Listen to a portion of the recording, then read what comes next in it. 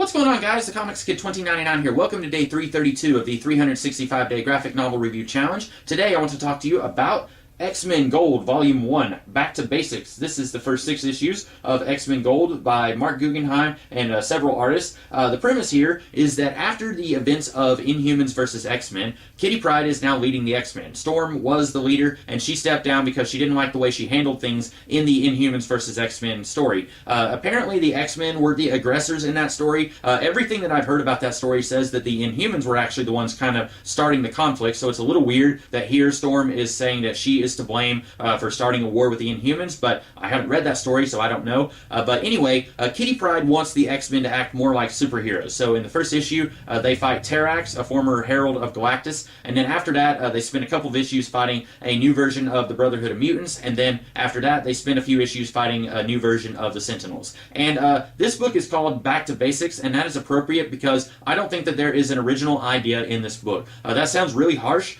This book is not awful. It's not bad.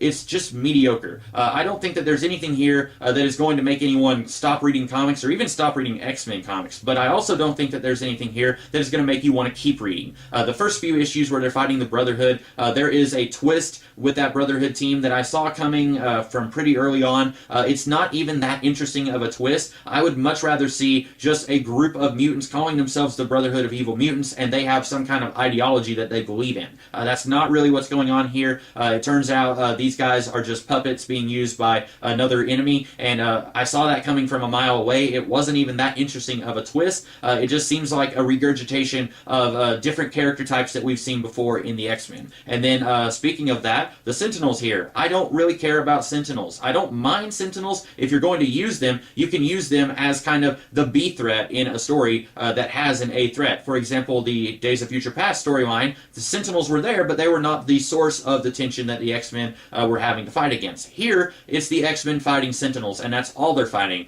We kind of use this story as a framing device to deal with Rachel Summers and her feelings of inadequacy, how she doesn't really feel like she can measure up to her true potential, and why she doesn't feel like she can measure up to her true potential. That just comes out of nowhere. It's in the last issue of this book where she's having these hallucinations of people like Marvel Girl and Cyclops talking to her, and then other versions of herself talking to her. It just comes out of nowhere. It's basically just an excuse to have Rachel be the Deus Ex Machina that defeats this threat, even though she wasn't able to do it earlier in the book.